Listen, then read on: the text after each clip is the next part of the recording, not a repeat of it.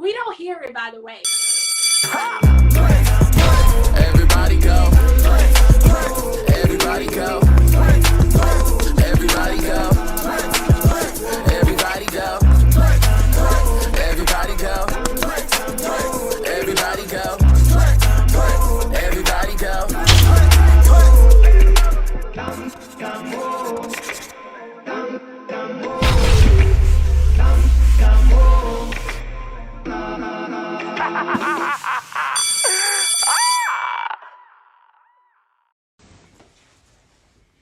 What's going on, y'all? Come on in the classroom. Come on in the classroom. Trying to open this damn phone up. Today, let me go ahead and put this down in the thing. Today, we are talking to Miss ShaRaun B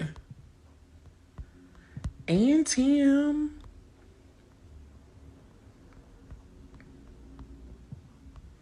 Cycle. Mother Love 11. Wait. Get a badge for Q&A, but wait to the end. Wait until the end.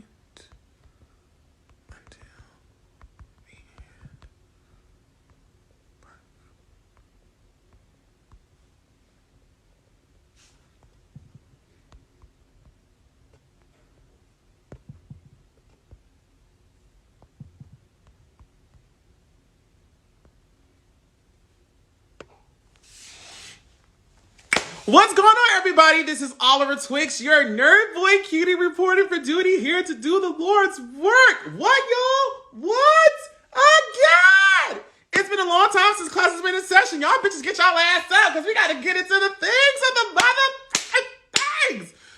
Listen, y'all, for those of you who've been following me on YouTube, social media, Twitter, y'all know bitches going through the things of the things with my breakup. Listen, I am proud to announce that every day gets better, and I am actually extremely grateful for the experience. It's my first like real heartbreak loss in my life, really, honestly.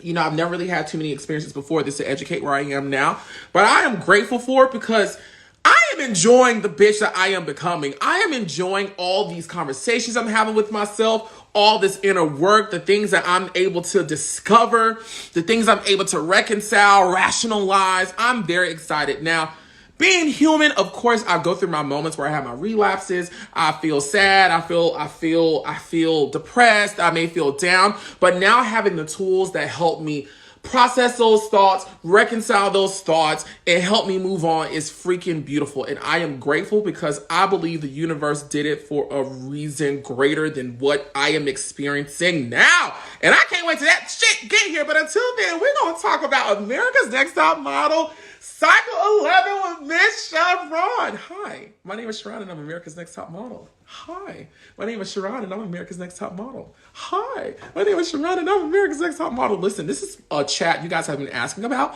ever since y'all saw me go live with ISIS, ever since y'all saw me go live with, oh my God, this is so shady, Casey. Y'all was like, go see what ShaRaun is talking about. And honestly, ShaRaun and I have been chit-chatting for a couple of weeks, months really, going back and forth on times. And she's a very busy lady. I'm a very busy lady. But the Lord has finally blessed us with an opportunity to connect and talk about the things of the things. And I am so excited. Listen, this video will be uploaded to my YouTube channel later.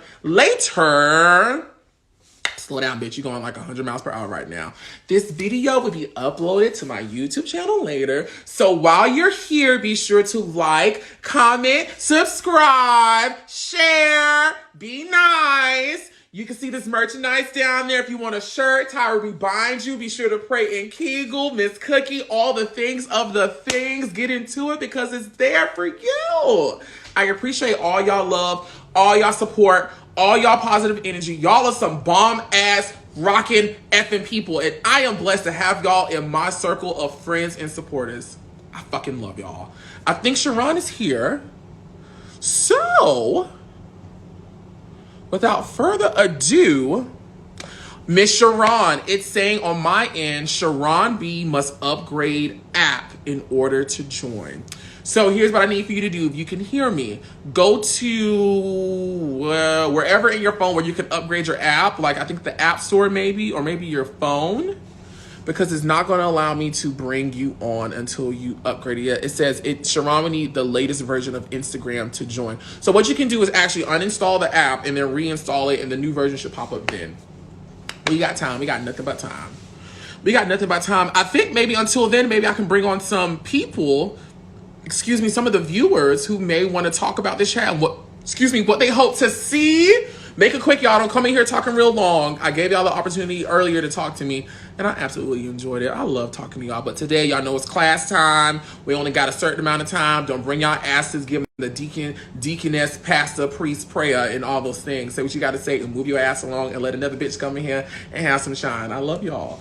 Okay.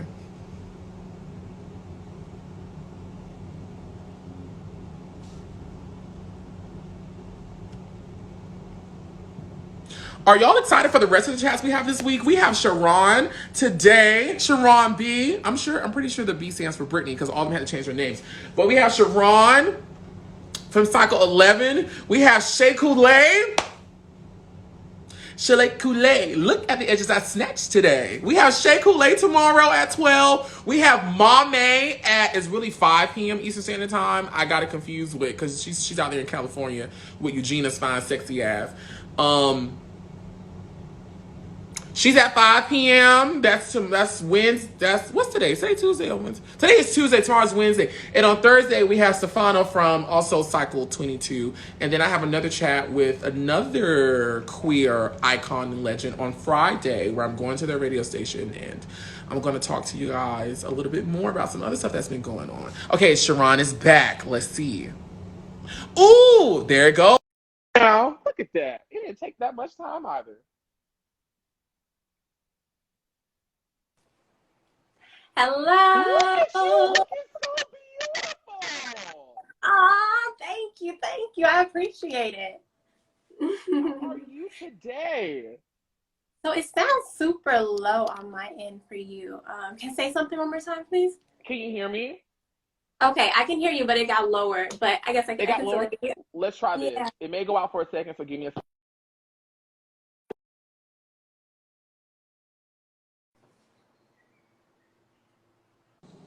Say something. Hello. Okay, that's better. Can you hear me? Yay! I can. This is way better? That's better, yeah. Okay, cool. I know on my end you look a little like glitchy. I'm not sure if it's like the Wi-Fi or the connection. Am I showing through like clear to you? You're clear to me. I can try to turn off my Wi-Fi, maybe. Let's try that.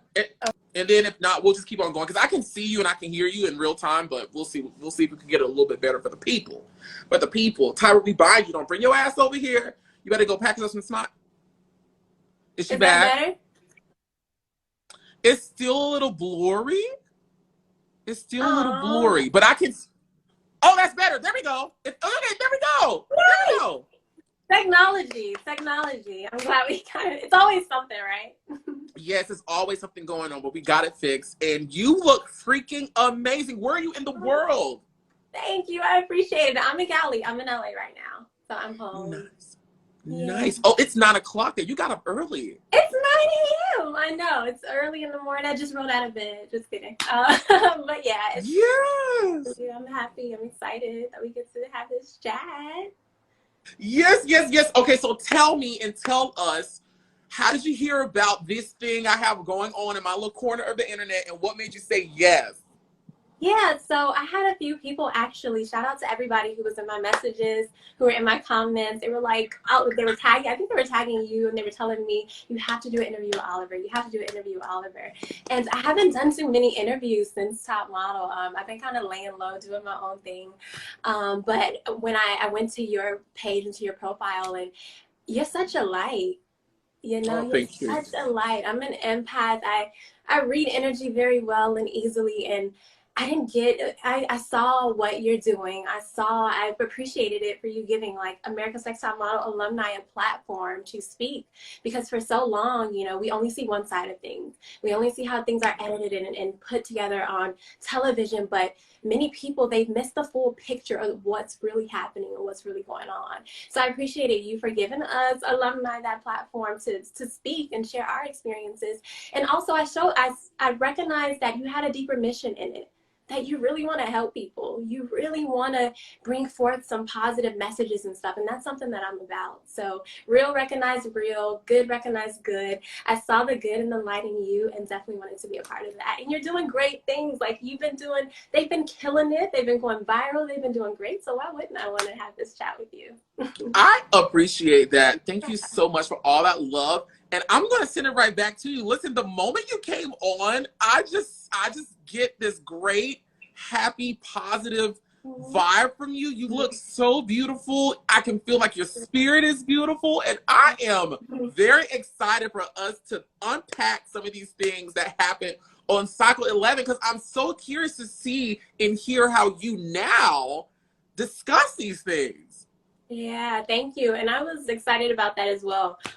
So get the chance for people to see and experience me and my energy unfiltered. You know, everyone who meets me and everyone who knows me knows that how things were edited and put together is not me.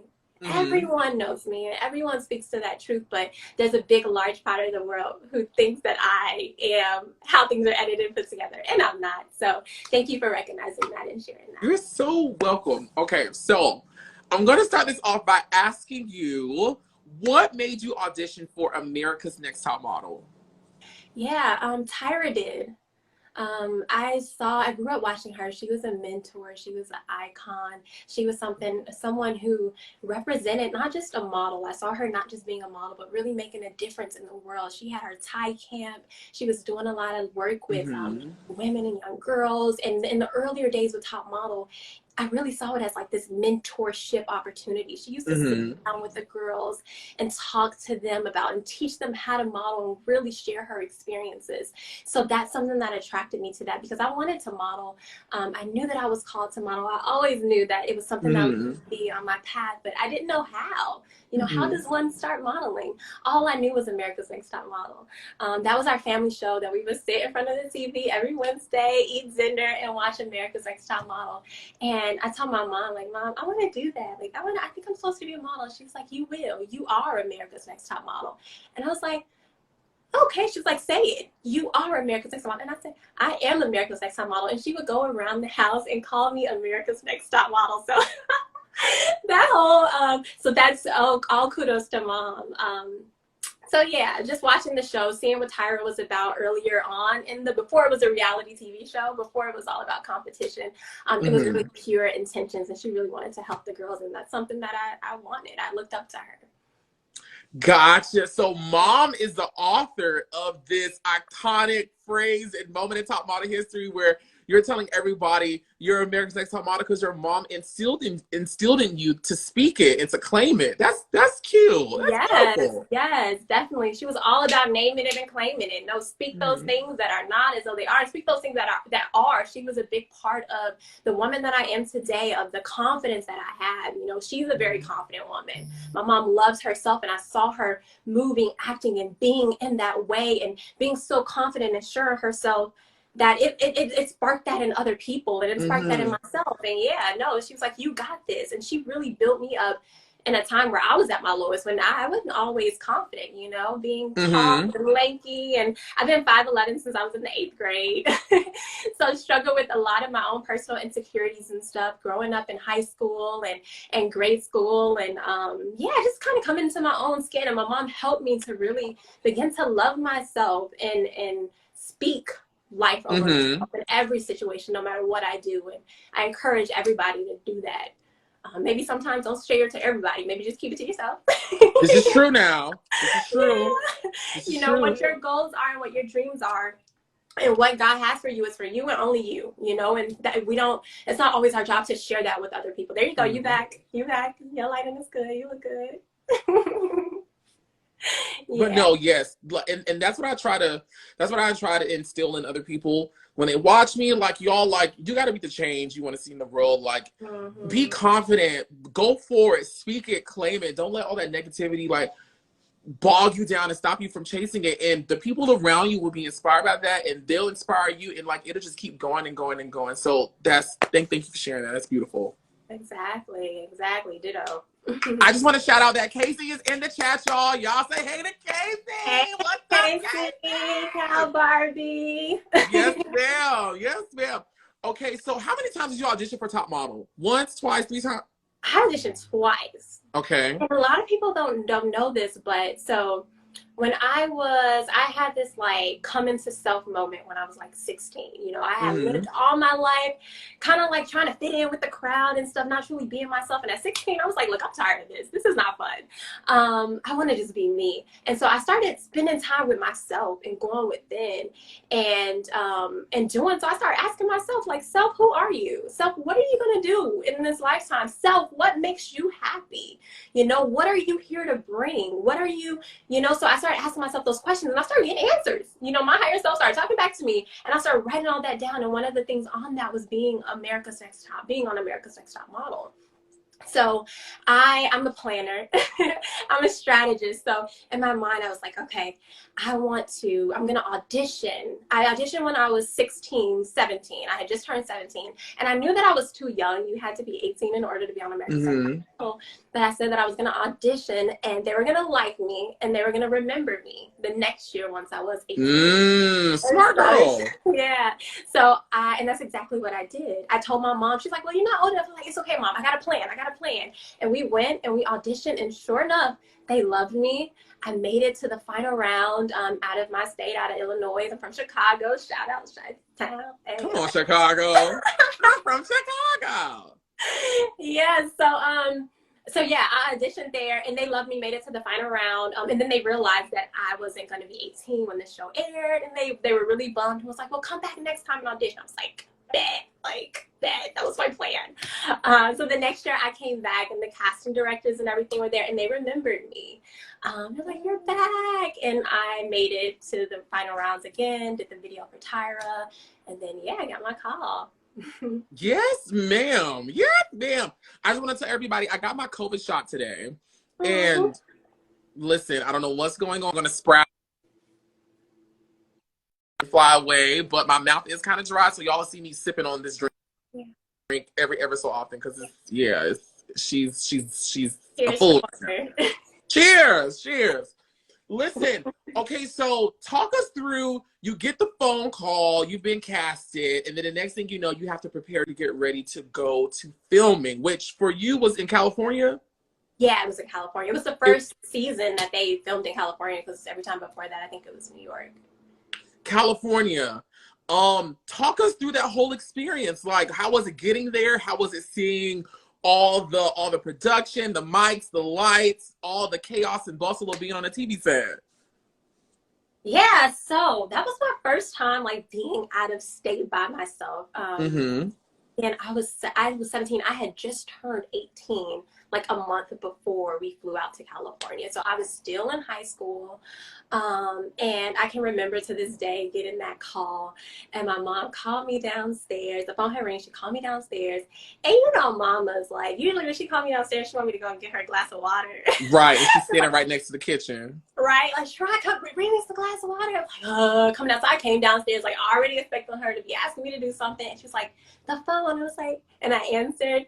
And then, yeah, it was my casting director, and they had told me that I had made it, and I was a finalist. I don't know, I literally, like, fell to my knees because I wanted it so bad. And I think you guys see that energy, like, on the episode. Like, I wanted it so bad, and I had been working so hard on myself, just building up my own confidence and stuff, and even all of my strategy and plans on how I was going to make it happen. And then even in school, like, I was in high school, and typically me trying my best, I was like a C student. Like, I was not that scholar A+ student. So, but I knew that if I was going to be on America's Next Top Model, that I would potentially have to leave school early.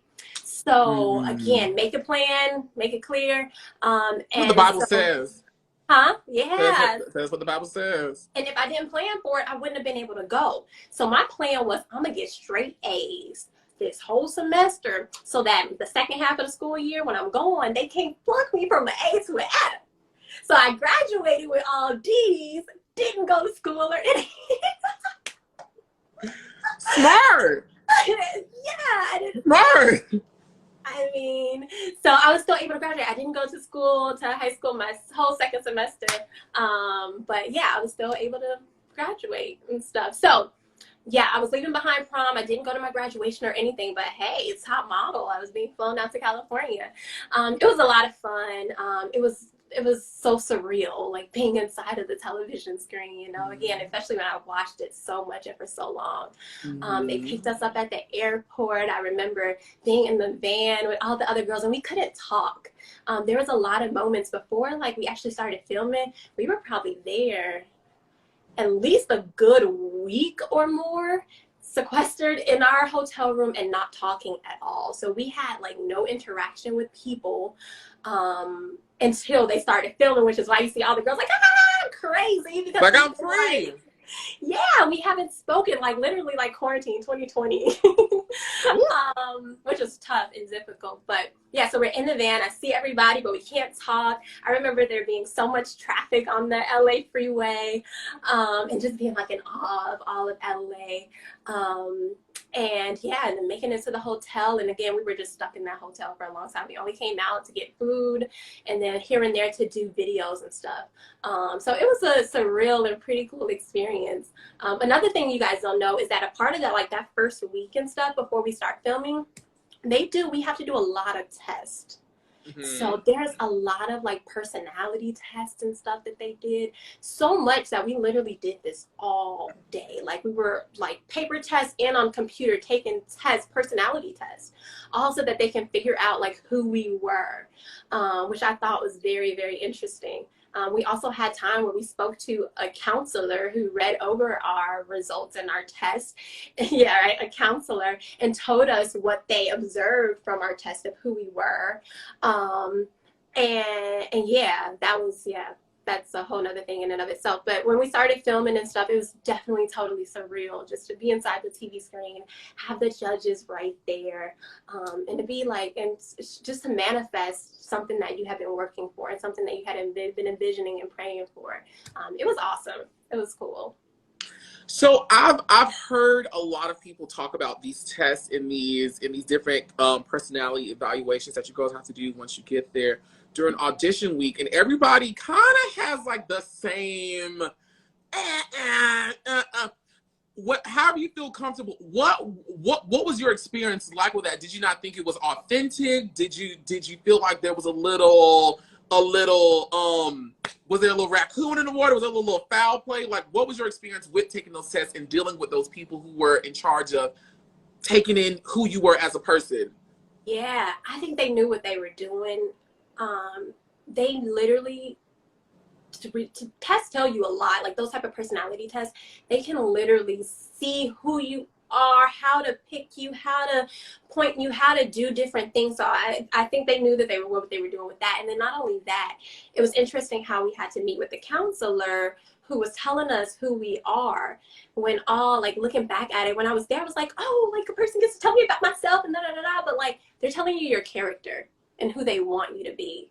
And that's why it's so important to me. And I mentor a lot of young girls, and I always talk about the importance of like knowing who you are before you come into this industry or any industry. Like, who are you? Getting in touch. It's like I told you, had to spend some time with myself, getting in touch with yourself to figure that out. A lot of times I speak for myself, and I see it in a lot of young adults. They want to make it so bad. That was me. I wanted to make it so bad, so much so, and you're almost looking for other people to validate and tell you who you are. Don't look for anyone else to tell you who you are. You know who you are. Who do you say you are?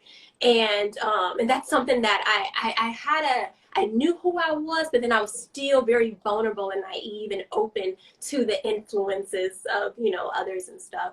And yeah, it was looking for that validation and that approval from production and everything like that. So yeah, they told me you know, we see you're a very kind person, you're very sweet, you have a good heart, this, that, and this, you want to help the world, you want to help people. I'm like, yeah, and it'd be some truth in there, but then there'd be some like other little fluffy stuff. Fluff, Yeah, and it'd be like, but you have strong judgments and opinions, and it's important for you to speak that. And while you're on the show, you got to make sure you speak those judgments and approval. And then say, we also see that you're very reserved. You know, you keep to yourself. You're very intuitive. You go within. But right now, for the show, we need to make sure in order to win, you need to go without. You need to be bigger. Is that really what they were saying in those evaluations? Oh my God. No one, guys, I don't think no one has really like delved into like the verbiage that was used. I can see, now I'm not going to say that they were being manipulative because I don't know, I was not there, but I can see how that can, oh, okay. Especially when you're a young girl, you're 17, 18, you know, it's like. So impressionable. Yeah, I was so naive. It's like the world's like literally my mindset, and I've always been a very loving person, but it's like the world's a beautiful place and rainbows and butterflies and everybody loves and happy, and production is gonna do what's best and what's right. Like it never even crossed my mind that like, yo, this is a reality television show. It's about making money. In my mind, it's like, no, Tyra's helping us young girls, and she's gonna be our mentor, and like even my mom is like, don't trust everybody. And I would be like looking at her like, Mom, you so negative. Like, why would you say? But like, no, literally, you can't. So Top Model was like my first kind of introduction into like the real world, because my mom surrounded me with love and light, and I come from an awesome, beautiful family, and just surrounded by love, and like I that didn't cross my mind that was possible. But yeah, it was yeah, you're reserved, because even naturally, like people that know I am more reserved. My confidence is a quiet, powerful confidence. It's not like so, but being told that like you have to do something you've never done to get something you never had. Like, okay, I have to be opposite of myself. I'm more intuitive, but I need to be bigger. I need to, and then they parroted that, like production and the producers parroted that often. We would have meetings and they're like, you know, you still need to come out more. You need to come out of your shell more. I was told that the camera makes you look smaller, so you have to be bigger. And I'm like, I thought it was the opposite. Like this kept like, no. Video cameras make you look smaller, so we need you to be bigger. So I'm like, okay, gotta be bigger. I gotta make it clear. I gotta da-da. And then it's like, also, you know, we love your confidence. We want you to, everything that you say, you make sure that everything is about that. And we need you to, you know, it was just that. It was some other words and stuff that were used. We need you to be the first one in everything. Anytime there's something happening, you need to be the first one there, the first one to go. I'm like, okay. And in my mind, I'm sitting back like, ooh, they're helping me, like favor. Like I'm getting these secret meetings with the producers and stuff, and they're helping me, because they would tell me like, Tyra loves you. She loves your confidence, but you just need to be bigger. You can't be making sure the screen is okay. She's like, but you need to be bigger. You know, you need to let us see you, and yeah, be the first one everywhere. Anywhere the camera is, that's where we need you to go. You know, no books or anything. Don't read any books. You need to be where the cameras are. So the whole time, that was my frame of mind, and I wanted to please the producers. You know, I wanted to make them happy. I was a people pleaser back in the day. Retired people pleaser. But oh, me too. Yeah, a recent retired people pleaser, but nonetheless, it don't matter when you came out as long as you came out. Like, yes. So there's love and confidence and beauty and healing on the other side of that, of trying to live your life for other people. But yeah, so I was at that time, I was trying to, like, I had a form of confidence, but I was trying to please the producers and do what they wanted me to do. And that's kind of what you saw with that. And yeah. Okay. Thank you so much for that detailed recount. Again, I'll say it again. I don't think we've ever gotten a very detailed account as the one you've given regarding the conversations with a contestant in production before the show actually started. And again, you know, guys, y'all know I always say I wasn't there, so I don't know. You know, I don't know the producers, never met them. I wasn't in ShaRaun's shoes. I didn't hear the voice. I didn't hear it, so I can't. But I can see it.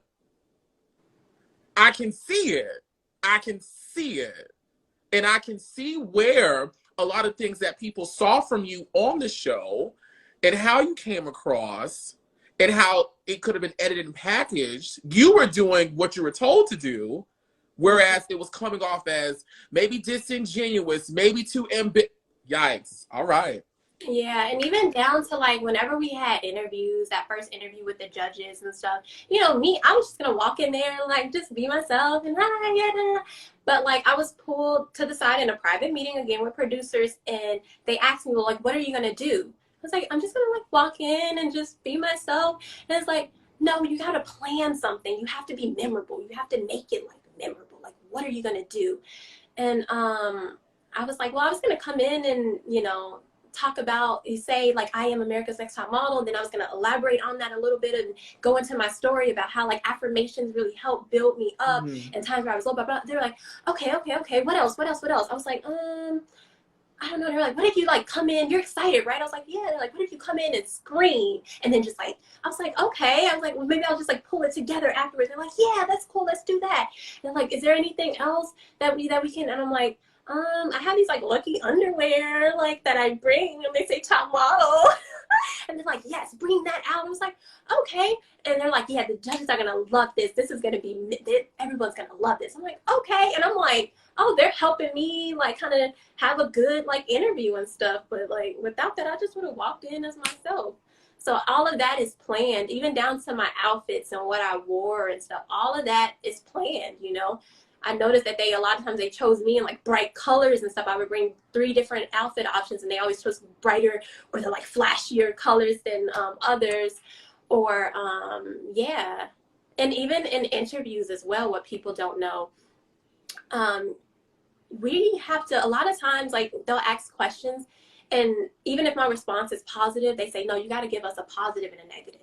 So never can I answer questions without giving a negative. Even if I don't have anything, I have to search for something.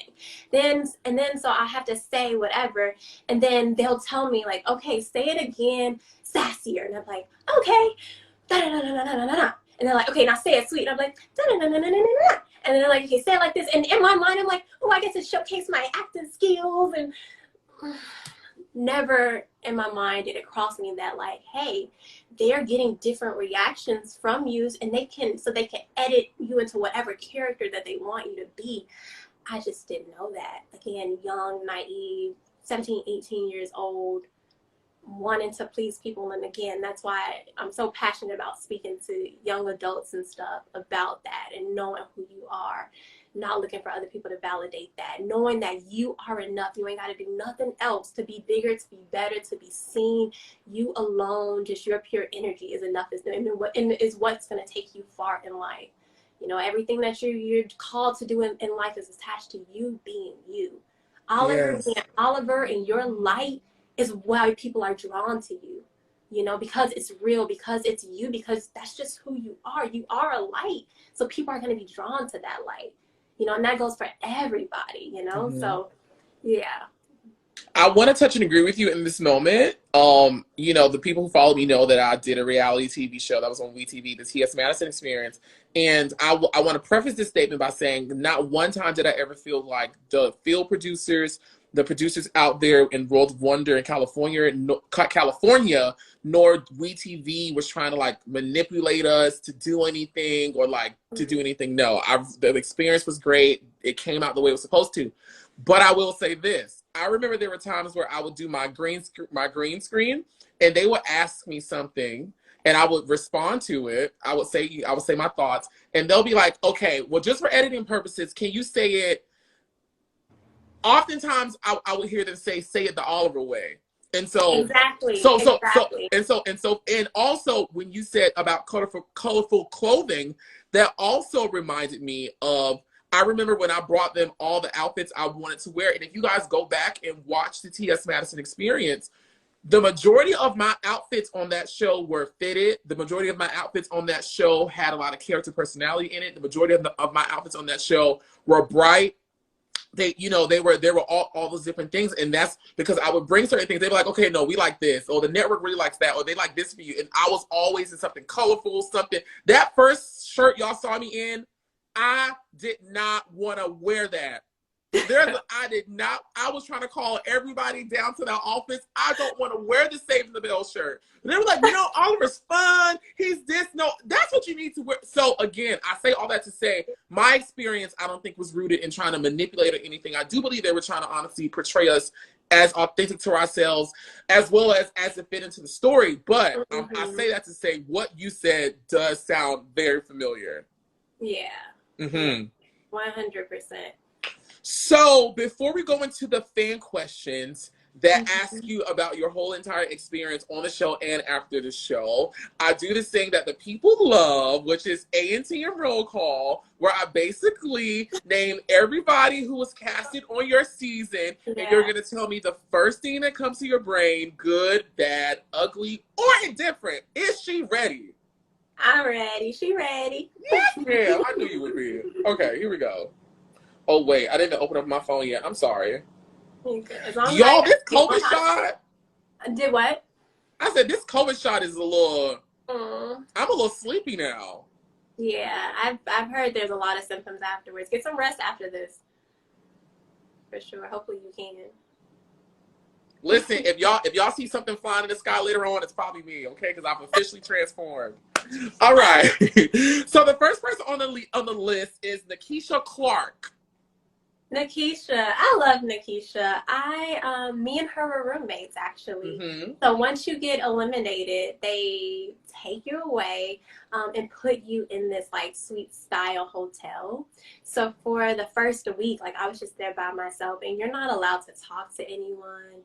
So just imagine, like, y'all saw me getting eliminated and stuff, and how distraught I was. I had to go like to the hotel and be by myself with that energy and not having anyone to vent to or talk to. I couldn't talk to my mom or anything. So when Nikisha came in and walked through that door, I was so excited. Me and her in the house, we were close. We were cool. She's such a just fun person. Hey. And we bonded so well. And so much in our time after the show, just being cooped up in that hotel room together for a long time. And there's even more about like the behind the scenes stuff too that we'll have to talk about like after you get eliminated, because it's a whole nother like that needs its own show. Ooh, of course. Yes, we're going to get into it. I'm going to make sure I put a pin in that. When was the last time you talked to Nikisha? Since I haven't talked to her since the show and filming and stuff. I don't know where Nikisha has been. I can imagine that, again, this like top model experience is traumatic, especially if you're like not edited, in a way that's a true reflection of who you are. So I imagine she was just like, look, I ain't got time for this. I'm just gonna be Nikisha, do my thing. I ain't got time for the rest of that. So I think that's what she's on. I haven't talked to her as well. The next person is Brittney. Brittney, love Brittney as well. Me and her also connected very well. We spent a lot of time together after the show, after we were eliminated. We still touch base from time to time and check in together. She's just such a fun, again, cool spirit. And yeah. Okay. The next person on the list is Hannah. Hannah. Bless her heart, she's from Alaska. My boyfriend actually is from Alaska, Black skateboarder from Alaska. And it's different out there, you are kind of like secluded from the rest of the world. She was a very sweet girl and very innocent, and my heart goes out to her. I hope she's well as well. And we had a lot of interesting experiences after the show as well. Hannah being Hannah, but all love to her. You said you guys had interesting experiences after the show? Yeah, so like again with our like a little elimination bunch, so we were all sequestered in our hotel rooms and stuff. But then from time to time they picked us up to go and do things. So we would have to vote on like what we wanted to do together, and we had a lot of fun. Like me, Nikisha, Brittney, Hannah. I'm trying to think who else came in, but we would all just like hang out, see LA. We was like, we want to go to the mall, take us to Six Flags, and one day, they literally took us to Six Flags, and we hung out at Six Flags. Hannah was always like kind of opposing, like opposite of what everybody else wanted. Like we would be like, we wanted to go to Six Flags, and Hannah would be like, I don't think it's fun to just be tossed around on a roller coaster. We were like, And we just try to like let go and like release some of this tension from this show and stuff. But she's still, again, a sweet girl. But yeah, we had a lot of fun together after the show, just exploring LA, doing different things, trying to sneak out from side to side because we couldn't leave our hotel room. And they used to tell us that if we left outside of the room, they used to tell us that there was like security all throughout the hotel watching us, and that they knew we were there, when all actuality, I don't think nobody was like there watching us like that. But they had us so spooked, and they were like dingling a press over our head, like, if you leave out or if you do something, you're gonna lose all your press. So we were like stuck in a room, and sometimes we were trying to like sneak out and see each other, and we just had so much fun after the show. Yes.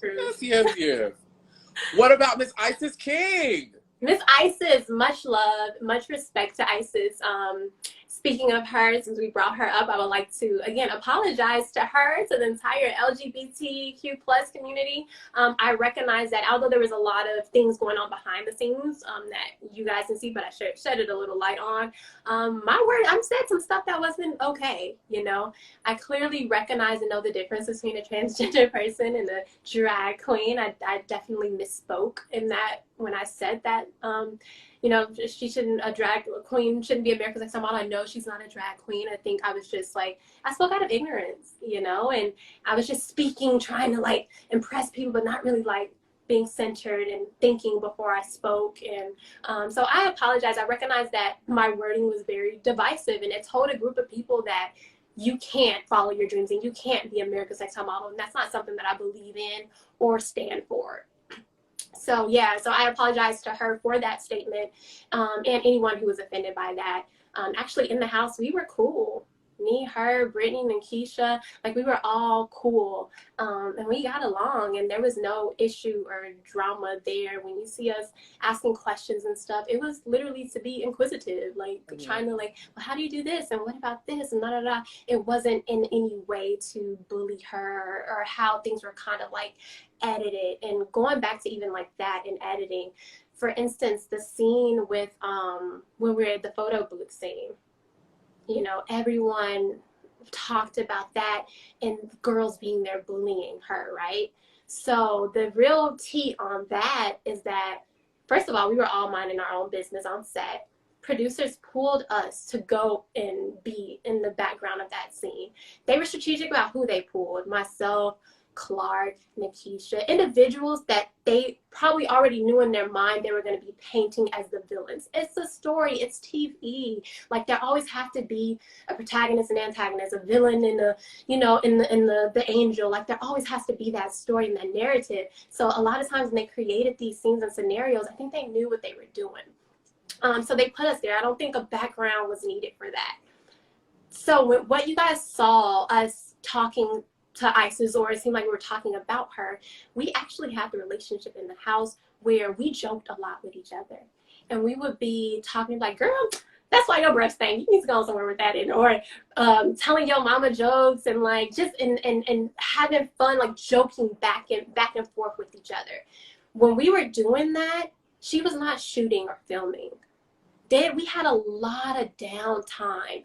We had to be sitting behind that photo booth for at least 30, 45 minutes, maybe an hour. It felt like a long time. So to pass time, we had fun. We joked with each other. We like, oh, girl, that's da da da. And we were all talking about each other and just like kikiing, you know, like just on some fun stuff. Best believe, and you might see the camera clicking, but they're testing light. They were getting light and stuff together. They were not shooting or filming her. Best believe when it got time for her to film, and she's like, okay, y'all, best believe we gotta stop. We stopped. And we had nothing but respect. We were not trying to sabotage her shoot. That's not what that was. So when people like come and like, oh, bullying, I'm like, no, that's not what was happening. That's not what that was. And never would, well, I'm not gonna say never because I did say some hurtful things.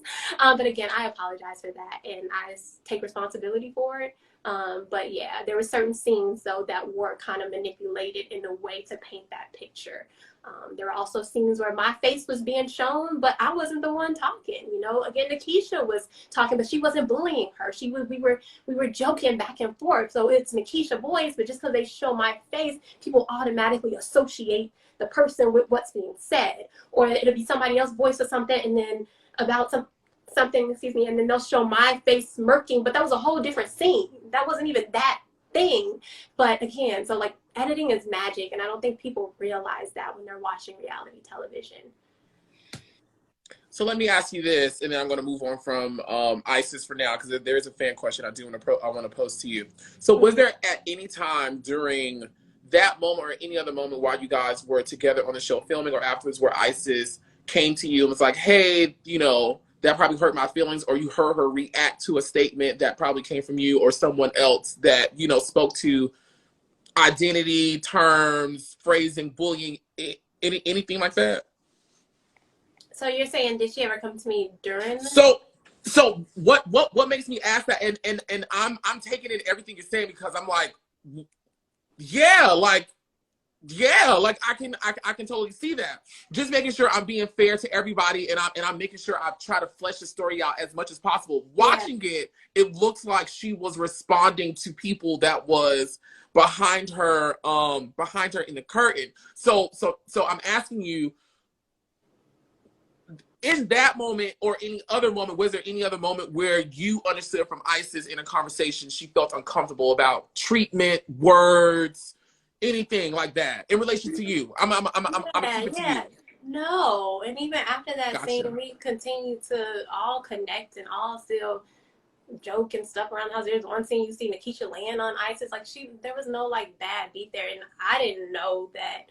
Yeah, again, we were all like, it was never expressed to me that she felt hurt by anything that I said or did. Because there wasn't that. Okay. Yeah. Gotcha. Okay, thank you for that. Oh, what about Clark? You know, her and Bree were like besties in the house. Right away, they were like linked up, and they were very quiet and reclusive to themselves, just kind of like side-eyeing and making facial expressions the whole time, but they didn't really talk to other people in the house. So I don't have much to say about Clark, because like, yeah, they were kind of like always in their own world. We didn't really interact much, nor did they interact with other people. Okay, what about Lauren Bree? Lauren Bree, same thing again. Yeah, they were kind of, you know, two peas in a pod in that. But yeah, I see that she has a beautiful family, and I'm so happy for her. And she, I hope she's doing great. What about Miss Jocelyn? I spoke to Jocelyn. Jocelyn, I love me some Jocelyn. Jocelyn is just the sweetest pie, beautiful, kind soul and spirit. I love to surround myself with people like that. From day one, she's always been that. She's always been like a mama of the house in a way, and like about our souls and stuff. She was one of the first people when I was breaking down crying, like really came to me and stuff, and we would have good insightful conversations, and we still stay connected to this day. I talk to her, I touch base with her more than anybody.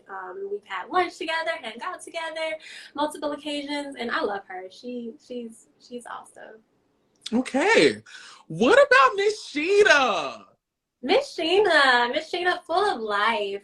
Again, another beautiful soul. I looked up to her and like Jocelyn in the house, because they were at that point in their life and in their maturity where they knew who they was. Like, much respect to, I think her, Jocelyn and Sheena were both put in situations similar to mine where they wanted them to speak out about different things or say different things. And both of them were like, no, I'm not going to do that. Much respect. You know, I wasn't there yet in my maturity level, but like Jocelyn, for instance, I know they wanted her to like start talking bad about like immigrants and stuff like that. She's like, I'm not doing that. I'm not saying that. And I just respect that. Both of them are very wise women in the house. Sheena, very wise, very full of life. She always had something like impactful to say and a good message in everything that she said. And I hope she's doing well. I saw her on Power. She just had her baby, right? Oh, I'm not sure, but I think I might have saw something. I know she was pregnant. I don't know if the little muffin is here yet. Yeah, well, congratulations, Sheena. The next person on the list is Alina. Alina, so cool of her to stand for something and to at a time when that wasn't big. Like being vegan wasn't big. Being like so sure in your sexuality wasn't like a big thing that was talked about. Much power for her and to her for having the confidence to stand up for herself and what she believed in and speak her truth. I definitely respect that. Gotcha. The fans are telling me that she did have her baby, so congratulations to you, Sheena. Congratulations. What about Miss Marjorie? Miss Marjorie, yeah, it was always interesting to me that, like, for me, I got eliminated for having too much confidence. And then when Marjorie was like, confidence is key, have more confidence. But Marjorie's a sweet girl. And yeah, she's always a sweet girl. Again, very fidgety and, like, had a lot of anxiety I think she struggled with and stuff. But yeah, I hope she's doing well. I haven't talked to her or seen her. I'm not sure what she's up to these days. What about Samantha? No, I'm sorry, not Samantha. Annalie. Annalie Tipton. Annalie, another beautiful soul, beautiful soul, beautiful girl, beautiful woman. Yeah, she had an interesting story, almost being sold as a princess. We were all like, what? Like, it was just so interesting meeting everyone for the first time and seeing all the different stories and stuff. Okay, I see how this works. And yeah, she's very sweet. She actually reached out to, like, everyone from our season, trying to get us all together to hang out and everything. So I wish her the best, and I saw her as well. I think she had, like, acting in a movie that she did, so I'm so happy for her. She was Next girl up is Samantha. Samantha, I love Samantha. Samantha was one of the people that I was, like, closest to at the house at the time, or, like, really, you know, liked, because we were both 18, 17. We both left prom and graduation and all that stuff, so we related in that way. She was just funky and silly and quirky and just, like, and I love that. I love that about her. We had a lot of fun. My fellow alien, we're both aliens, if you didn't know, from another dimension. We're just living here right now, but yeah, so she's awesome, and I miss her, and I hope that she's well. Yes, and last but not least, Makee. Yeah, I'm happy for her. She just adopted a new baby. What? I am. I'm trying to think of stuff to say. She just adopted a new baby girl, so congratulations to her and her husband and her family. I did not see her winning coming at all, but she's definitely beautiful. Funny thing about Makee as well, interesting, I remember talking to her, and she was actually already signed when she was doing America's Next Top Model. In my mind, when I first came on, I thought it was, like, all aspiring models who had never modeled before. But Makee, like, already had a whole contract and everything. So that was interesting to me. But yeah, I didn't watch a lot of the rest of the seasons. I don't know how it planned out, but I'm happy for her. And yeah, happy for her and her beautiful family. Yes. Yeah. Okay, let's take a look at the talent and judges who were on the show. The first person is Mr. J. Manuel. Mr. J did not like me. He was not vibing with me. Even with the photo shoot thing, mind you, I had never modeled a day in my life other than taking senior photos, you know. I had no experience. I didn't know what I was doing. And I saw a lot in the, like, episode and stuff. He was helping and coaching some people. Like, he even told Makee, like, okay, act like you're a boxer, do this, do something different, shake it up, mix it up. I was out there left to dry. He didn't tell me nothing. He would just sit back like, snap, snap, snap. Your face is tense. Like, just fix your face, fix your face. How do I fix my face? Like, I don't know. So he wasn't feeling me too tough. Okay, what about Miss J? Miss J, I love Miss J, although she's so shady towards me. There were so many, which I don't see, like, even with the panels and stuff like that, or when we first met the judges, there's a lot of, like, time, like, space where they're just roasting us, y'all. Like, they are just roasting us and going in. So honestly, my feelings were a little hurt. Really? Yeah, that first What do you time remember? meeting something, they don't play all of it. They'll play, like, little snippets and stuff, but it's like so they can get content and things to pull from. But I would just be sitting there, and they would be roasting me, and Miss J would be going in on me. And I was so hurt because I looked up to them and I'm like, y'all see him roasting me. Like, why are y'all doing this to me? But yeah, I love Miss J though. I actually saw her. She came to my fashion show. I was doing New York Fashion Week. I can't remember which designer I was modeling for, but and she was in the audience and watching. And she came backstage like, "Girl, you killed that! I knew that walk from anywhere. Blah blah blah blah blah blah blah. And you killed that." And blah, blah, blah, blah. And it was just an awesome moment. We're like, "Oh, thank you!" And we hugged and we took a picture together, and yeah, that was cool. Much love. Yes. Talk to us about Nigel Barker. Nigel, I think Nigel was one of my favorite judges. Okay. He was real.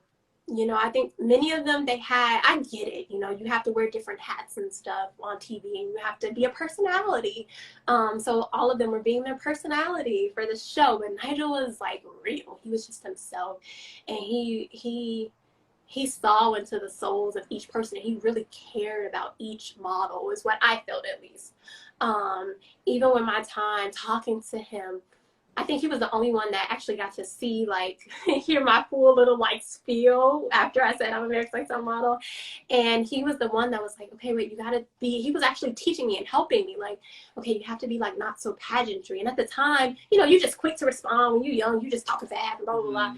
But, like, I don't really get what he was saying with that. But he was like, you set your speech up in like a very pageantry way, because it was about like, you know, America's Next Top Model again to me was about like this well-rounded one, who I saw Tyra was doing good things in the world, and it was bigger than just modeling and it had a purpose and a mission behind it. And so my whole little speech after I said I'm America's Next Top Model was that it was talking about all of that. And so he got to hear that and see that, and he was trying to help me, like, you know, you have to be less pageantry. Modeling is different. And I didn't get it at the time. I was like, oh, I don't know, world peace. But yeah, he was trying to help me, and I appreciate that. Looking back at that, shout out to Nigel. I saw him too at an event, and he was very kind. Paulina, I didn't interact with her much. Didn't really connect with her much. She was another one I feel like was not feeling me at all. But yeah, I don't really have much to say about her.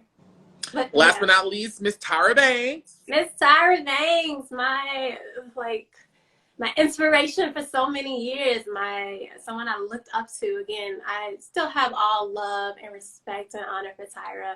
I can only imagine what it's like to have this show. I know what it's like as a producer, but like to have this show and have all these things going on, you know, she's getting a lot of backlash, but like, who knows how hard it is to be in that position and to be trying to answer to all these people and to networks. And sometimes stuff goes over your head. Maybe she doesn't know what's going on behind the scenes and with producers and stuff. But I am forever grateful to her for giving me the platform and the opportunity to become a model, you know, and to pursue that in such a way. I know that initially with everything, her heart was pure and her intentions were good with it. And I see that and I thank her for that. I wouldn't be here, you know, doing this interview if she didn't create America's Next Top Model and give us that platform. So I have, no matter how things turned out or what I felt, I have nothing but love, honor, and respect for her. Yeah. Listen, y'all listen, I'm always give my disclaimer. I ain't taking up for Tyra. I don't know that lady. She only called me one time and we talked for 15 minutes. Oh, that's I filmed one show for 6 months and I was a B character. I was a supporting character. That was one of the toughest times of my life. Yeah. And T.S. Madison, who was the star of the show, it's her show. We were just, you know, the people around her. She was stressed the entire F out. Filming is not only that 1 hour you see. Filming is the crew arriving. Filming is them setting up lights. Filming is you getting all your beats. Filming is you getting dressed, hair, makeup. And I can only imagine Tyra Banks being the helm of America's Next Top Model, having a talk show, trying to develop businesses. I honestly don't even know how that woman really did it, because I remember, again, me being a B character, I had no time to do anything. Not a B character. I mean, it is what it is. I didn't have no time to do anything. I was so stressed out. I was waking up, going to set, coming back home, going to sleep. Like I didn't have time to do anything. So I can only imagine. I can only imagine. That's off to her. I'm so thankful for her, all the hard work that she put in. No matter like what she did wrong, that doesn't go unnoticed. She's still an icon. She's still a boss. She still paved the way for so many people. She's still very much an inspiration in my life. Just as a businesswoman and the things that, you know, she's doing on that end, and she's juggling so many hats. And I just, like, again, nothing but respect to her for that. Okay. Well, listen, we're done with roll call. I'm going to get into some of these fan questions. You don't have to answer them. If you want to go on to the next one, like, Oliver, let's just go on to the next one. I'm like, okay, girl, let's go on to the next one. So are you ready? Okay, so this is Steph.spill.with.and.f. Do better, sir, or ma'am, or they, whoever you are, do better. So they're saying, hi, ShaRaun. Be honest. How lame was that Top Model Institute of Technology theme in the casting week and those blue cat suits y'all had to wear? It was so lame, y'all. It was so crazy. I remember even like getting there, and I was just like, "This what we doing?" You know. But you gotta act excited. They like when the doors open. We actually did that take like 3 different times. We were like, "Woo!" And they're like, "No, do it again. We need y'all to be more excited." So we all start going rah, crazy. Like we don't want to have to do this take no more to like do the scene any more times. But yeah, it was super cheesy. Like it was super cheesy. Tyra Bot and Jason. So what was it? Was like, we're gonna put you in this machine and it's gonna make you into a better model. Even the first shoot was kind of like whack to me a little bit. Like this is we shooting here. Like this is the scene that I'm working with. Like that's what we working with. All of that was just so cheesy. Well, I think for a couple years, the first photo shoot, I think starting in maybe cycle 9 was non-smoking. The first photo shoot for cycle 8 was because guys, it was like anti-war, not war. Okay, let me go back another one. Cycle 7 was the model. Cycle 6. Okay, so starting in cycle 8, and I'll probably say up until cycle. I'm being an A&TM fan right now. Cycle 10 had a message. Cycle 11 had a message. Cycle 12, who won that one? Cycle 12 was Tiana, and their first photo shoot was the jumping. Okay, so like for a certain amount of cycles, it was like a message. So that's probably what they wanted to do. They were trying to drive home, you know, the things about voting and election and political stances and all that. Yeah, I get that one. It was like the one before we became finalists, like at the SpaceX place or whatever. Oh, right. Okay, I got you. Yeah. Like, I didn't get what that was, but yeah, I feel like they were running out of ideas at some point. Like let's just. And I get it. It'd be like that. Like I produce fashion shows and stuff. Something like I have one coming up in a few weeks that I'm producing. I'm like, okay, what theme? What's the theme? Like, gotta have it. Like, gotta be. So I get it, but that was yeah. It was running out of ideas. Elbow_Heart91. What else did we not see during your initial interview with Tyra and the Jays and also the judges? I think I kind of shine light on that a little bit, like the whole roasting session they were going in. Okay, speaking of that as well. Speaking of, I don't know if they were trying to, like, I'm just gonna say this, I'm just put it out there, but so I was there and they were like, you remind us of this model. She was like a cat woman, I can't remember her name, but she was like, she used to like be like a cat down the runway. Can you crawl for us on the ground? And I was like, and again, my young naive, just never would I could never now. Like, what? You want me to? No. But then I'm like, okay, I literally got on the ground and started crawling, y'all. And I think they showed like a clip of it, like a little like that's it. For what? For why? Like, are you just like, you know, like taking advantage of like a young girl just eager to do whatever to humiliate people? Like, why? Why? I got on the ground and started crawling, y'all. And then they was like, me purr like a cat. I was like, meow. Why? That's so horrible. Again, all the young girls I speak to, do not degrade yourself. You don't have to do anything that is not aligned with your morals and your values, who you are, what you believe in, what you stand for. If you feel a little bit off about it, listen to your intuition. Don't do it. you know. Mm-hmm. You don't have to, these people don't hold, casting directors, agents, agencies, they don't hold the keys to your destiny and your future. What's for you is for you, and nobody can take that away from you. You don't have to compromise yourself, your morals, and your values or anything to get ahead. Be you, do you, and trust that in due time and in due season, everything's gonna come together. But yeah, that was one of the little things that I don't think y'all fully saw. I hate to love these people who watch this. They're so funny. They're so quick. As you're talking about this supermodel who's Catwoman, back to cycle 4, there was this contestant, who was trying to get into house. Her name was Lady Cat. So everyone was like, the supermodel's name was Lady Cat from cycle 4. And her thing was like, she was like always meowing and doing all these little cat things. She didn't get into the house, but like she's another like character people remember from cycle 4. I hate y'all out there. I really do. With a passion. Sorry, my phone locked up. You're good, you're good.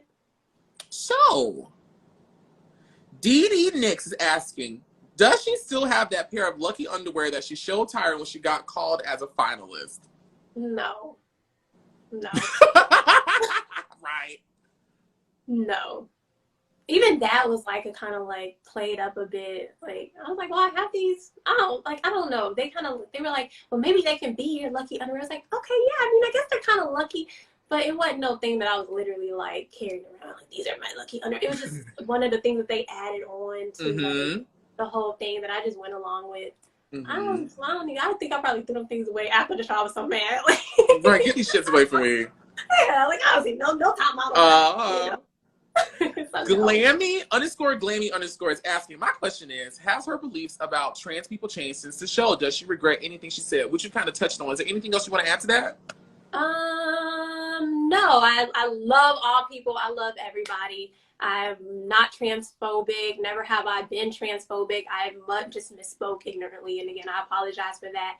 I have nothing but much love and respect for everyone in the LGBTQ plus community. I can only imagine how difficult and hard it is. Even ISIS coming into the game, like, you know, something's new and different. I have such a heart. My heart breaks for that. And I feel that. And just even if you're just a cis woman or man or just a straight person, like, or, I mean, just a gay person, like coming out and being your fullest, that takes a lot of courage, and that's a lot. And I only have respect for everyone and love for everyone. And yeah, I hope that everyone feels that and sees that and recognizes that. Never have I been transphobic. I am not. Beautiful. Yeah. Rebel _ Heart 91 is asking, when you were eliminated, it seemed like Clark and Lauren Reed were smirking at you. Did they ever mention anything to you about that? No, I never talked to them after that. I think I peeped that as well. I don't know. And even in the moment, I think I peeped that. Like, they stayed behind. That was weird. Like, they like, everyone else that came to comfort me when I was crying and distraught, but they, like, stayed behind. But that's kind of like, I don't know how they always were in their own little world and just kind of, like, snickering and smirking back and forth. So it is what it is. Is what it is. Yeah. Gap0710 is asking, I know there were 3 Brittnys that cycle. Who decided which Brittney would go by Brittney? Was it a mutual decision? Yeah, it was pretty mutual. I think very quickly McKee was the first one that was like, well, I like McKee. Like, everyone calls me McKee. So we was like, okay, you McKee. Brittney was the one who was like, well, I kind of want to keep my name. I like my name. I was like, okay. And for me, I was never really attached to Brittney. Like, I still don't feel like a Brittney, you know? My middle name is ShaRaun. My mom named me after her. Her name is Sharon. So going by ShaRaun was kind of a homage to her. And I just felt more connected to ShaRaun. That feels like me more than Brittney. So yeah, so that it was an easy mutual decision. I'm paraphrasing this next person. This is Between the Sea and the Stars. Oh, that's cute. Between the Sea and the Stars. I'm paraphrasing their question. Why do you think you got sent home first? Well, 2 things. One, I think a lot of stuff is planned, and they already kind of know how they want things to flow and go, and they make the decisions based off of like the story that's easiest to tell and stuff. And I gave them a lot of content and reasons to kind of make me the one to go home. 2, I think that I know that how I was coming across and the energy of it all was a lot. And I know that it would be hard. Again, it's all about, they want a winner who, you know, who people are gonna love, and no one really can love a person who's like coming off so strong and like so confidently. And I understand that some of my wording was, you know, not right. So I think that maybe if I know that if I didn't have all of the people in my ear and production and everything's telling me how to act and stuff like that, if I just came as myself, you still would have saw confidence, but you would have saw a very different confidence. And I think I would have went further. So again, I think it's both kind of them already knowing and having a plan with that, and then also me myself just like, you know, I think the overconfidence was a big thing. And two, with the judges. So going into that judging panel, I had a whole, again, I'm a planner, I'm a strategist. So I had a whole like speech planned out of like what I was going to say. And I wanted them to get a sense of who I was. So when I went in and I started off with I am America's Next Top Model, a lot of them like cut me off after that. So I didn't get to finish. So I was like, no, in my mind, I'm like freaking out. I'm like, no, I have more to say. You got to hear the rest or else it sounds like some type of way, but that's not me. You got to hear the rest of it. But like, I love doing these. I love doing these because it just flushes things out so much more. Yeah. So I was like, so mind you, in my mind, I'm freaking out like, no, they stopped me. Oh, no, they're talking like, no, oh, dang, it looked like this now. And now they're judging me because they didn't hear the rest of what I had to say. So a lot of them, the only judge that did hear my full kind of speech was Nigel. And he was the one who was, he was like, I see you. I get what you're trying to do and your purpose behind it, but this is not a beauty pageant. You got to take the beauty pageant away from it, turn a little bit more into model and blah, blah, blah. And so he was the only one that saw me, and he had nothing but nice and good things to say, you know, except, you know, wanted to know more of me beyond everything else. But yeah. I can't That's what's up. Yeah, y'all don't know. Like, I still get so excited doing these, especially yours in particular, because of course we have a way that we think of who you were on the show at that time, but hearing, you know, you talk more about these things and flesh it out and add, you know, things back into it that give it more context. It at least for me transforms who you were portrayed as. Yeah. Yeah, and that's why I was excited to come on too, because there's so much. I just, over the years, I just never like felt the need to do interviews or speak out about it, because I don't have to prove myself to nobody. Like, I know who I am, and I hold true to that, and people that know me know who I am. So I've never felt the need to defend myself against the statements. They're half truths. They don't. It's just like, oh, that's cute, y'all. You know, that's cute. Y'all believe that, you know. So, yeah. Here's a random question. This is from Rebel_Heart91, who I want to say you had some amazing questions for ShaRaun. Amazing questions. It was almost all of their questions because they were so good. But they want to know, ShaRaun, what was it like when you and Keisha Clark appeared on the Tyra Banks show together? That's a whole nother tea. It was so nice seeing her. It was so nice seeing Keisha. Even that. So when I got the call to be on the show and stuff, I was super excited about that. Me and the producers, we spent time talking. We spent time figuring out the story of it all. And I expressed how, you know, it was important to me to share the additional stuff that was cut off, because things are edited. You only see the little part. It was important to me to give across the message of just like, you know, like I'm not this overconfident person, you know. I believe I'm confident, and it was just like we had created this, like they were clear on kind of like where I was with that, and they did all the questions. They sent me the questions beforehand. This is what's going to be asked, and everything was very beautiful and empowering, and something that would have like been empowering for young girls and stuff, and talking about confidence and talking about how like my journey and stuff coming into that, and what you saw on the show versus like who I really am. And so, and I got all the questions. I was ready. I was prepared. And then also we had to do the thing again where they pick out my outfits. You know, I brought like a whole suitcase of stuff. They picked out what they wanted me to wear. They picked out my outfit. It was this little pencil skirt thing with this little like colorful thing on me. And it was nothing that I would have picked for myself. I actually didn't like it. Same when you were saying like, I didn't like that. I didn't like it. And I tried to get them to change it. They wanted me and none. So I was like, okay. I come out, I just finished getting dolled up and all of this stuff. I come out in my outfit, and then I look around, and the theme is backyard barbecue. And everybody else is in jeans and t-shirts. So it hit even Keisha. So it hit me in that moment. I looked down at myself. I'm like, I look like the prima donna, like extra, blah, blah, blah. Like I'm the only one dolled up at this barbecue. And I started to see, again, time, you know how like time slowed down. You're like, oh shoot, it's happening again. I'm getting bamboozled, you know? And then, but we went on set immediately. And in that time, Tyra was very cool and stuff. She was like, hey guys, nice to see you. And then we walked out and she started answering the questions. And the questions were different from what, they were completely different from what we planned. They were completely different from what the producers told me. We had even went over them before we walked out. The questions were completely different. And the story became about how I was an insecure person. And that's the reason why I bullied ISIS when, again, I had never like bullied. It was just like a lot of, it was a lot.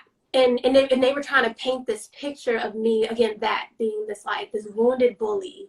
And because I'm insecure, that's why I beat up on other people. And it was like, no, that's not me. That's not how things happen. That's not the truth. So in the moment, again, on the stage, you can kind of see, I'm like, because again, the world, it was slowing down. And then I began to feel that same hurt that I felt when I was like, had just got eliminated. And I'm looking at all the producers like, y'all lied to me. Y'all told me. And I'm breaking down. Again, it was my first time introduction to like the real world that like everything is a rainbows and butterflies. And then so I had that same moment again on the set with my, like someone I looked up to and admired. And she was, and I didn't know if she was in on it or not, but her asking these questions that were totally different and trying to paint me into something else that I was not again. And that was just, yeah, that was another like traumatic, distraught moment for me.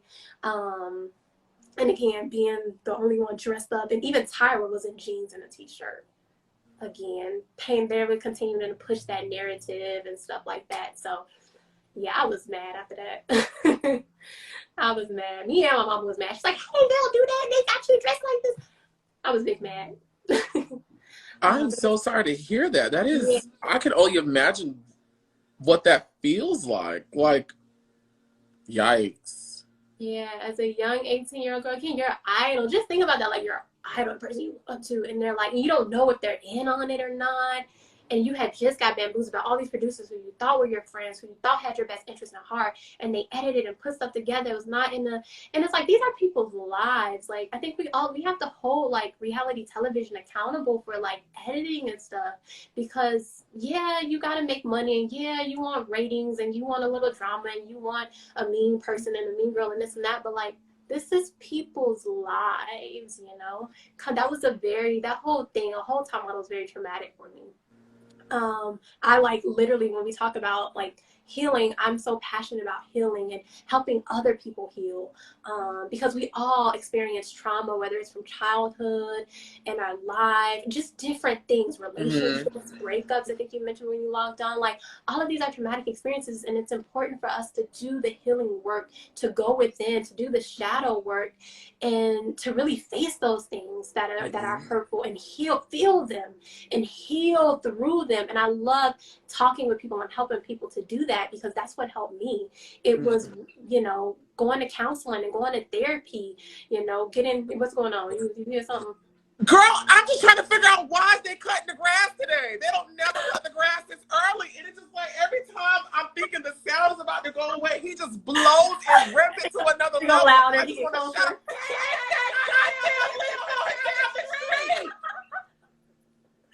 I can't with you. We don't hear it, by the way. So if you y'all can't hear it. See, I'm thinking y'all can hear it. I can hear this leapo, and it is terrorizing me. I can't hear anything. Okay, great. Y'all can't hear it. I feel so much better. I'm like, this girl is telling her story, and the people trying to watch, and this man is blowing these two little leaves up and down the sidewalk. The devil ain't stopping none. He ain't stopping none. Perfect. But sorry. Yeah. What was I saying? I don't remember what I was saying. I'm so sorry. You were talking about just the importance of healing through these traumatic experiences. Yeah. That's what helped me. Going to therapy, going to counselor, literally like spending time with my shaman. Shout out to Sister Shaman and Haji Healing Community out of Chicago. That helped me tremendously, like being around people and healing through things and spending time with my shaman, like actually, you know, going back to that moment and saving myself, saving the little girl me, like, and yeah, healing through all that. Reiki, energy healing helped me tremendously. I would continue to go get Reiki sessions. Sound therapy helped me tremendously heal. And that's why these are all things that I'm now certified in and that I do for others, helping people heal. Because, you know, when we don't, we tense up. And we hold all this tension and things within our body. And then we start acting out of our defenses and out of the walls that we put up in order to protect ourselves. And we think that I got to protect myself now. But like, you get further and further away from who you truly are, because in our true nature, we're love. In our true nature, we don't have any fear, any defenses, any walls up. In our true nature, we love and see love and light and beauty in all people. In our true nature, we are free to be ourselves, you know, but that freedom is on the other side of healing and on the other side of feeling your pain. And so, yeah, it helped me. And that's why. Girl, don't start me here crying. I don't feel like it. It's okay, baby. It's okay. But you know, that's one of the things that I'm very grateful for this relationship. Well, the relationship ending, and it's because I'm doing all these different healing things that I did not know I needed to do. Because, you know, I am happy and I am a positive person. I am certain things. And I do know that a lot of my relationships were a result of me trying to answer to a little boy within inside myself. So I connected with people who I saw were like me. And in my brain, I thought, I remember when I was like them or in a situation like them and what I would have wanted people to do for me. So now that I'm in a place where I can give and help other people, let me do that. And that was like, no.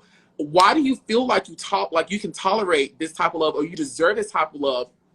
Having all these different healing questions and healing, like I'm doing a whole bunch of different things for myself, mentally, physically, spiritually, that I've never ever done before, didn't think I had to do. But I feel so much better. I feel so much more enlightened. I feel so much more at peace. I feel like I know who I am and what I want and erecting boundaries. So it's beautiful. The pain, all that stuff sucks ass. It sucks.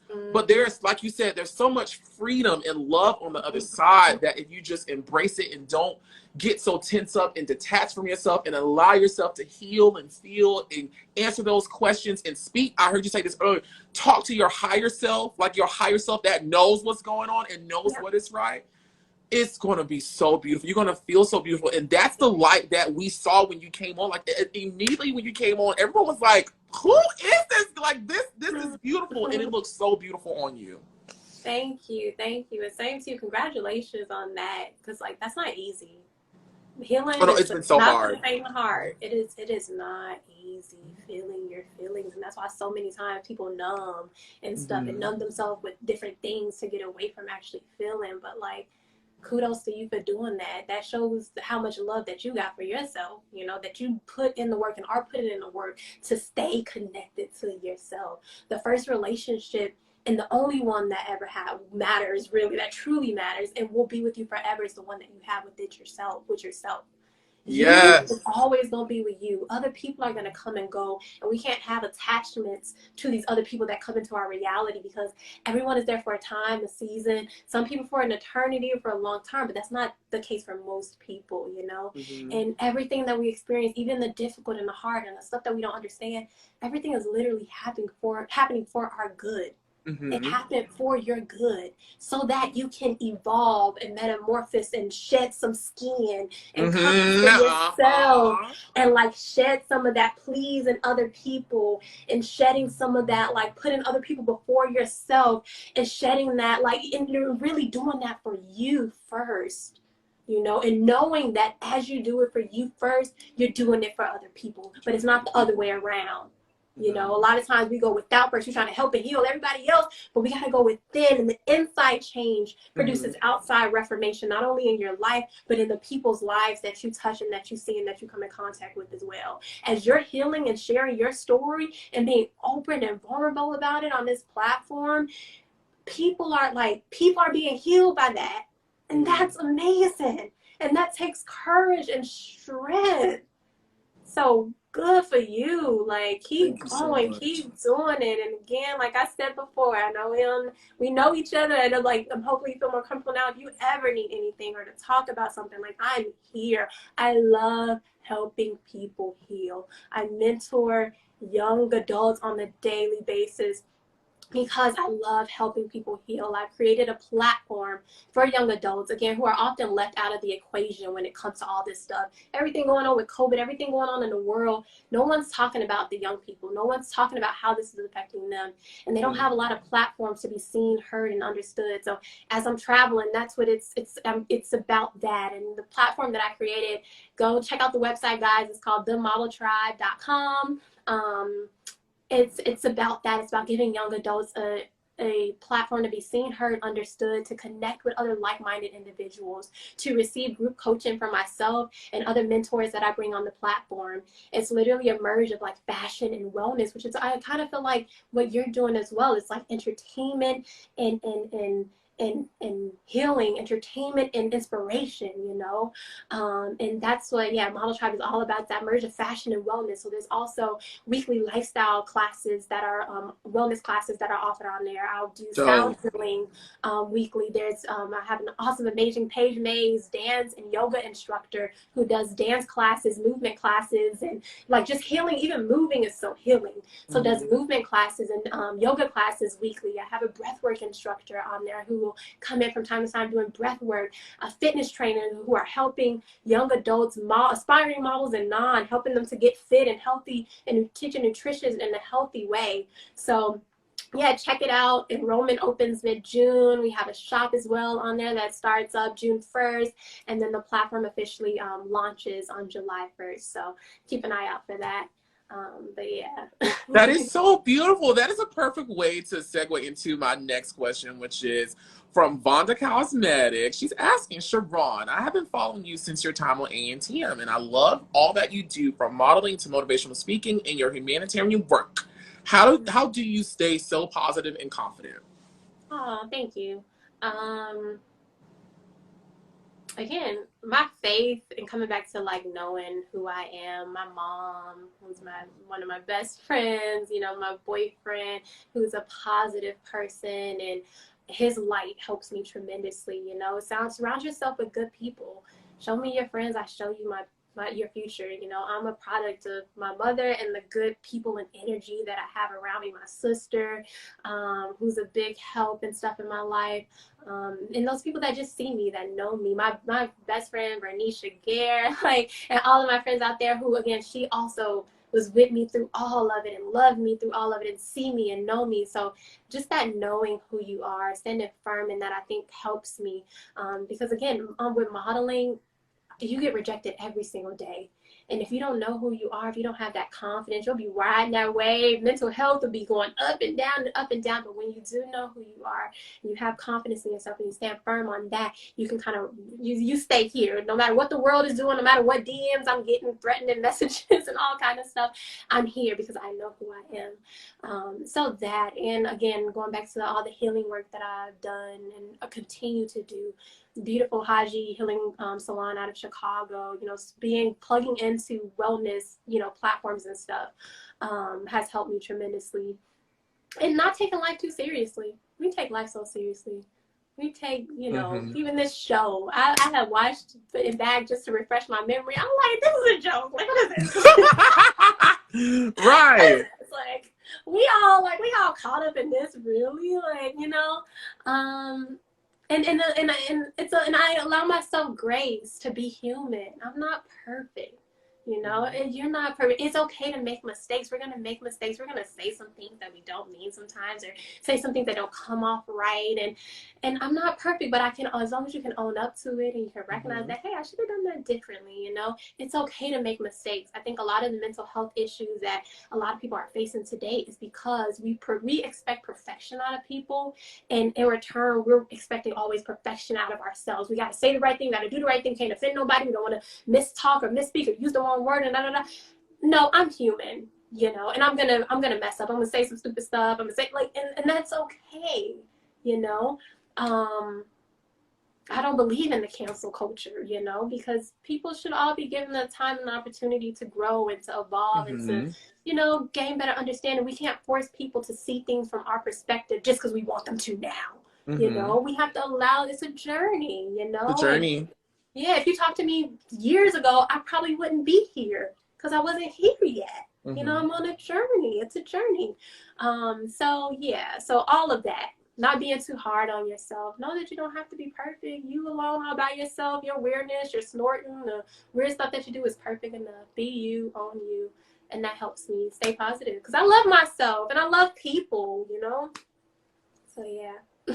Tell us about some of the other cool things you were able to do after Top Model.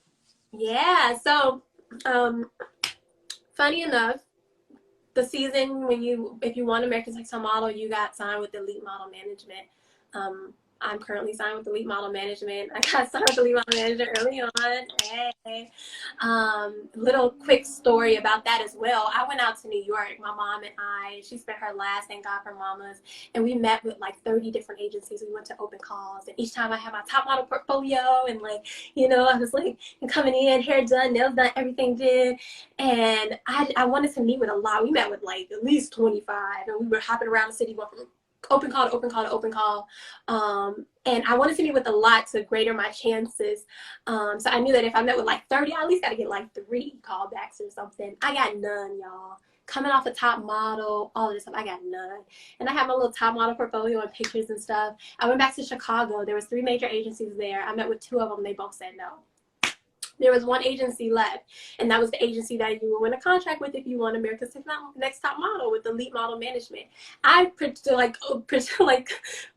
on purpose was avoiding that agency because like I already experienced enough humiliation and rejection, and I wasn't feel it gonna, again. like, I ain't going to the biggest agency in the world. But at this point, I had no choice. If I really wanted to do this thing, it was my last resort. So this time, I left top model stuff at home. I didn't say nothing about it. The other time, I was like saying, you know, hey, I was on top model, blah, blah, thinking it would help me, you know, when it actually did more harm than good. But this time, I went in just as myself with nothing, no pictures or anything, and I ended up getting signed on the spot. So I'm currently signed with Elite Model Management out of New York, CESD out of New York for acting and commercials. I'm signed with LA Models out of LA, CESD out of LA for commercial print, acting, and commercials. I'm signed with Select Model Management in Miami, Chicago, Atlanta, and worldwide. And then I'm also signed with Top Co-Model Management out of South Africa. Go off. If you're on America's Next Top Model, you won a campaign with CoverGirl. I did not get a CoverGirl campaign, but I got a Givenchy campaign out right now. I also have a campaign. You better go off that road! Won't he do it? Won't he do it? Won't he do it? Go off!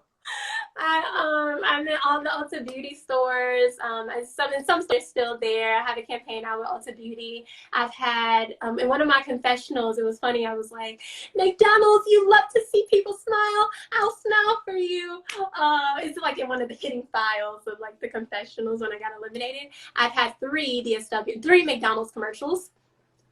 Later, yeah, 3. I've had 3 DSW commercials. I've had Geico commercial. I've started a Bud Light Lime-A-Rita commercial, Morton Salt commercial, ton of commercials galore. I do a lot of runway work. I've walked the runway both New York Fashion Week, LA Fashion Week. I've modeled for Dan Van Furstenberg, Marc Jacobs, Jean-Paul Gaultier, Tracy Reeves, Sonia Riquiel, did New York Fashion Week for Betsy Johnson. I've done a lot of work with Macy's, regular modeling with them. I've done a lot of work with Victoria's Secret. I acted alongside Robin Williams on The Crazy Ones. I've toured over the last 10 years as a motivational speaker, speaking to audiences from 10,000 plus stadiums, full arenas to small groups. I do a lot of runway coaching and mentoring to young girls. And as I previously mentioned, I'm a wellness practitioner, do Reiki energy healing. I do one-on-one. I'm a certified mindful life coach, so I do one-on-one life coaching. And yeah, and then I got Model Tribe, a platform that I'm so excited about. With it is also an online store full of model essentials and model fashion. So, you know, when it launches June 1st, come start checking that out. And yeah, the sky is the limit. I'm super excited. I do a lot of producing as well. I produced a lot of inspiring interviews and stuff, and shows. And yeah, I'm sure I'm forgetting some stuff, but that's a little snippet. That is so amazing. I'm so proud of you. Congratulations. You sound like America's Next Top Model to me. I mean, you said Listen, I don't even want to ask you no more of these shady ass questions that are on this phone. I'm done with that phone. I do want to ask you this question that I always ask everyone before I open it up to the fans. And y'all, if y'all want to get a badge to ask Miss ShaRaun a question live, go ahead and get your badge now and start populating your questions in the live chat. But if you were standing before Tyra Banks right now in 2021, what would you say to her? I would ask her how we were talking about earlier, like, how did you do that?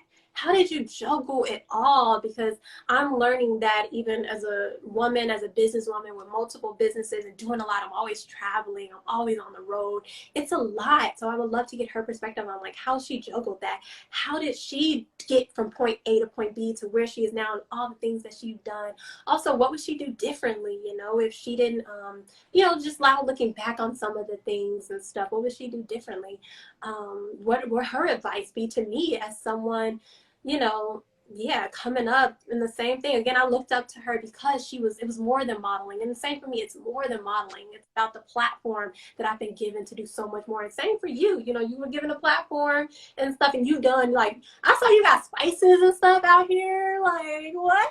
Yes, that is awesome. You're doing so much more with your platform, and you're helping so many people. So I would ask her about that and just advice that she would give to, myself, and business advice and how to do. I would just pick her brain about all kinds of stuff like that. Yes.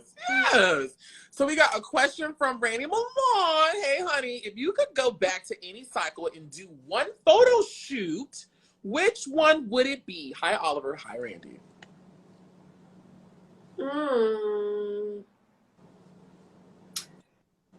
That's a tough one. I don't know. I gotta think back on some of the photo shoots, but maybe I remember there was one when they were like, weren't they in some like cranes or something, or they were like kind of in the air?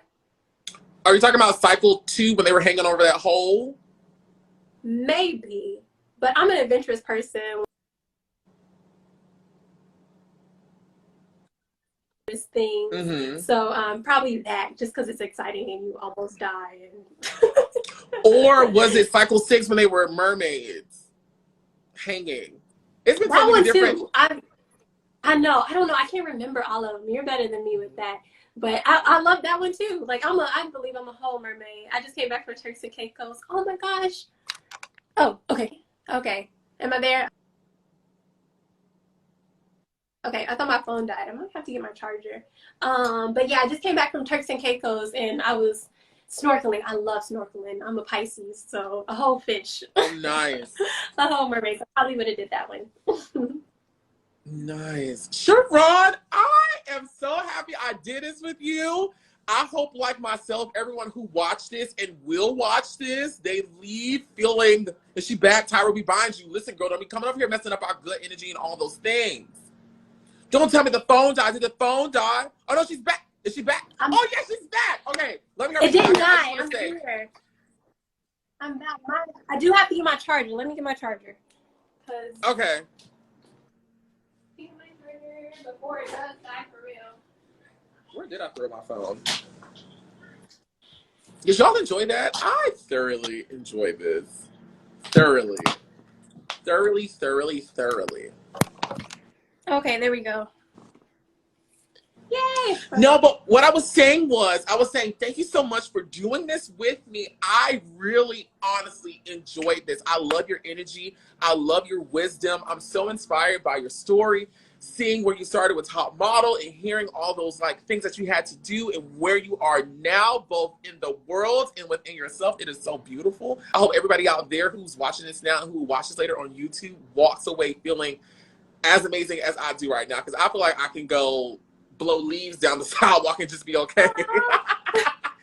Is there anything else you want to say before I let you go? I think that's all. If you are a young girl or if you are a parent and have young children or something struggling with self-esteem and confidence, hit me up, ShaRaunB@gmail.com, and I would be happy to help you with that. Again, check out modeltribe.com. I'm excited about that, see what that's all about. And also check out the next season of Making the Cut. You might see a familiar face on the runway. And yeah, I think that's all. Thank you all so much for, thank you again for giving me this platform to be able to talk and share my experience and my side. Thank you everybody watching for your support over the years. There's been a lot of hateful and bad comments, but there's also been some beautiful love and support and energy there. So I see that, I recognize that.